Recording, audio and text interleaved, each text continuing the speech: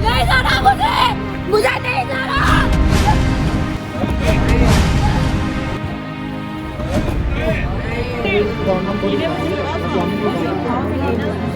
मेरा बात सारा काम करवा दिया, अब निर्माण करवा दिए गए।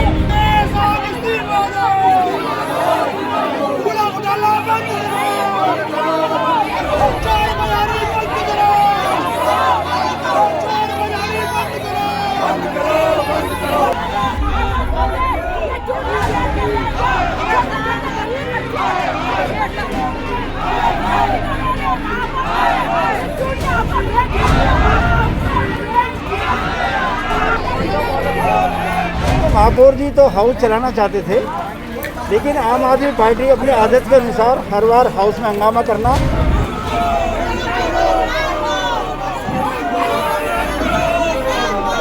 भारतीय जनता पार्टी को ये महसूस हो गया कि 6 महीने में सत्ता से जाने वाले हैं, तो जाते जाते सब कुछ लूट लेना चाहते हैं। दोनों के दोनों केवल नूरा कुश्ती खेलते हैं, राजनीति करते हैं। दिल्ली के लोगों की समस्याओं को ये उठाना नहीं चाहते।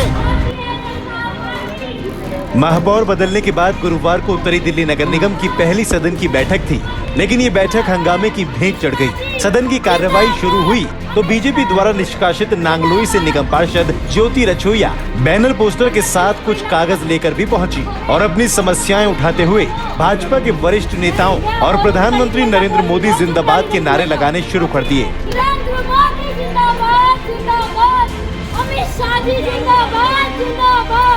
महापौर ने उन्हें बैठने के लिए कई बार कहा, लेकिन ज्योति रछोइया ने किसी की एक न सुनी और अपने आप बीती बताते हुए फूट फूट कर रोने लगी।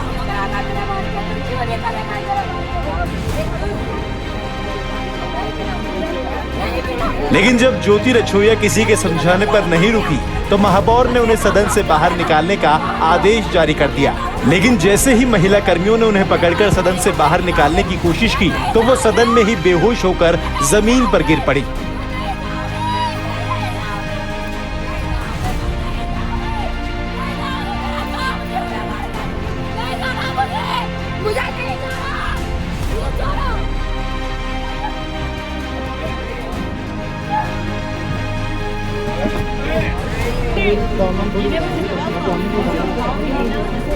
आपको बता दें कि पार्षदों ने आरोप लगाया कि अपने वार्ड में अवैध कामों की शिकायत करने के बाद प्रदेश बीजेपी के नेताओं ने उनके खिलाफ कार्रवाई की है।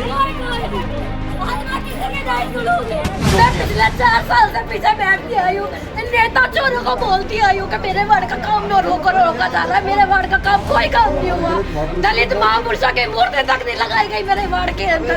मैं गिड़गिड़ाती नहीं, बोलती नहीं, लेकिन किसी ने मेरी नहीं सुनी। जो नेता चोर है वो अंदर बैठे हैं, उनको अंदर बिठा रखा, मुझे बाहर निकाल दिया। आदरणीय मोदी जी कहते हैं, मोदी जी कहते हैं कि दलित को जोड़ो, दलितों को साथ लाओ, लेकिन हमारे यहाँ नेता जो चोर बैठे हैं वो हमें दलितों को हटाना चाहते हैं बस।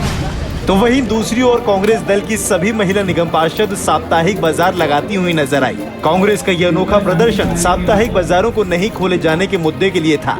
यही वजह थी कि कांग्रेस दल की महिला पार्षद सब्जी, बिंदी और बाजार में मिलने वाले तमाम छोटे सामानों के साथ नजर आई। दरअसल कांग्रेस पार्षदों की मांग थी कि जब दिल्ली में थोक और खुदरा बाजारों के साथ ही सभी कुछ खोल दिया गया है तो साप्ताहिक बाजारों को क्यों नहीं खोला जा रहा। साथ ही कांग्रेस दल के नेता और वरिष्ठ पार्षद मुकेश गोयल भी इससे काफी नाराज नजर आए।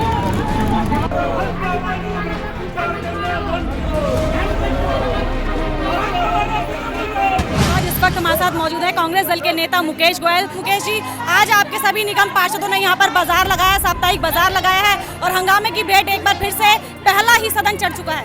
सदन के अंदर आपको पता है किस तरह से लॉकडाउन के बाद दिल्ली के अंदर जो लाखों साप्ताहिक बाजार लगाने वाले जो हमारे मजदूर भाई है, हमारे रेहड़ी पटरी वाले लोग हैं, उन लोगों के साथ इन्होंने ऐसा हाल कर दिया कि वो लोग भूखे मरने के कगार पे पहुँच गए हैं। जबकि जो डिजास्टर मैनेजमेंट बोर्ड ने 18 जून को ऑर्डर पास करे थे कि जिसके तहत इन्हें किसी स्कूल के अंदर या किसी ग्राउंड के अंदर, खाली स्थान के अंदर वहाँ पर बाजार लगने चाहिए थे, लेकिन कोई इन्होंने कायदे कानून नहीं बनाया, कुछ नहीं बनाया और लाखों जो रेहड़ी पटरी वाले हैं, तय बाजारी वाले हैं, वो भूखे मर रहे हैं। वो उनके परिवार के अंदर भूखे मरने की नौबत आ गई है।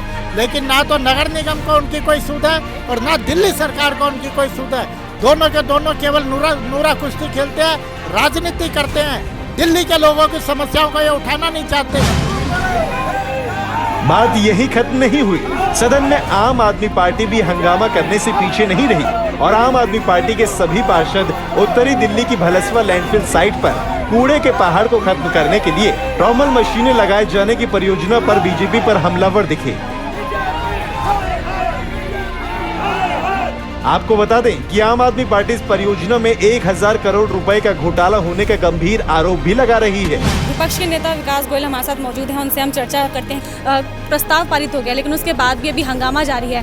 क्या आपको लगता है कि इस हंगामे से कुछ असर पड़ेगा और प्रस्ताव वापस होगा? प्रस्ताव तो अब पारित हो ही चुका है।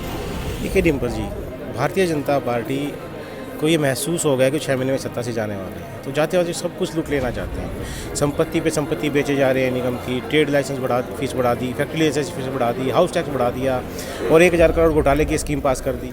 और हद क्या, ये विपक्षी सुनने को तैयार नहीं। इनका ऑडिटर खुद कह रहा है करोड़ रुपये घोटाला हुआ, उनकी सुनने को तैयार नहीं। सुनना छोड़ो, आप ये चर्चा करवाने तक को तैयार नहीं, इंक्वायरी कराने तक को तैयार नहीं। इससे बड़ा साफ हो रहा है कि बड़े घोटाले, बड़े भ्रष्टाचार, जाते जाते भारतीय जनता पार्टी को पता है कि तुम्हें आना नहीं है सत्ता में, जाने वाले जाते जाते सारा सब कुछ लूट के लेके जाना चाहते हैं। आम आदमी पार्टी इसका विरोध सड़क से सदन तक हर जगह करती रही। कुल मिलाकर सभी हंगामे को देखकर यही साफ हुआ है कि चुनाव की सरगर्मी अब बढ़ गई है। लेकिन देखना इस बार ये होगा कि बंदर और मदारी के खेल में जीत का ताज इस बार किसके सर सजता है।